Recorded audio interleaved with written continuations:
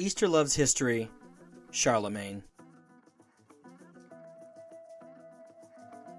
When one thinks Easter, they always think, Vive la France, right?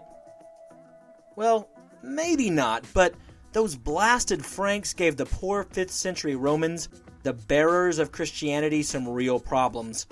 And as the Western Roman Empire was falling apart, said Franks were right there to scoop up Gaul. Franks? France? See? Eh? Several of the Frankish generals and rulers had an extensive impact on the spread of Christianity. Two of my faves are Childeric I and his loving boy, Clovis I.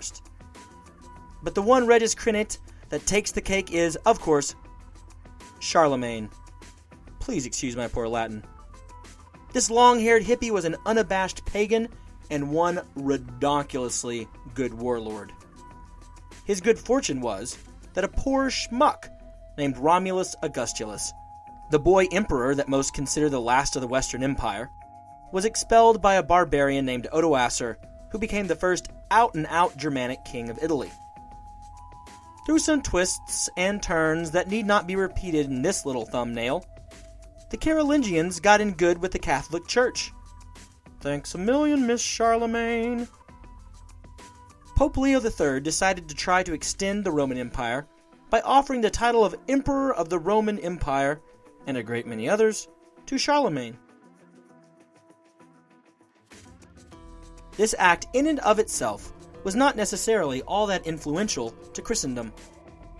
However, when Charlemagne decided he would be a good and penitent newly minted Christian, and knelt to pray in St. Peter's Basilica in Rome on his big coronation day, that wily Pope Leo III, oh, that sneaky snake, went right ahead and crowned Charlemagne.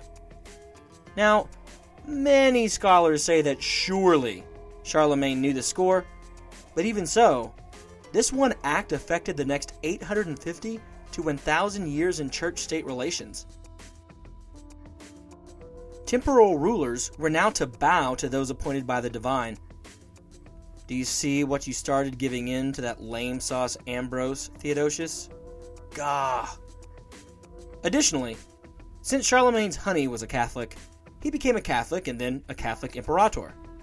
As such, Arianism, another brand of Christianity no one in the mainstream Western world seems to talk about anymore, caught yet another blow to its collective gut, which means that we keep on repeating the precepts that stodgy old Athanasius bullied into being canonical way back in 325 AD, one of which is when we should celebrate Easter. Boom! Segued right into the holiday, punks. And pause for a collective gasp, laughter. All right, that is it for Easter Loves History, focusing on Charlemagne. We do have more to come, though. The backing track for this piece was taken from the Free Music Archive.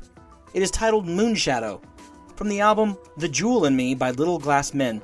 It is being used under a Creative Commons Attribution 4.0 International License.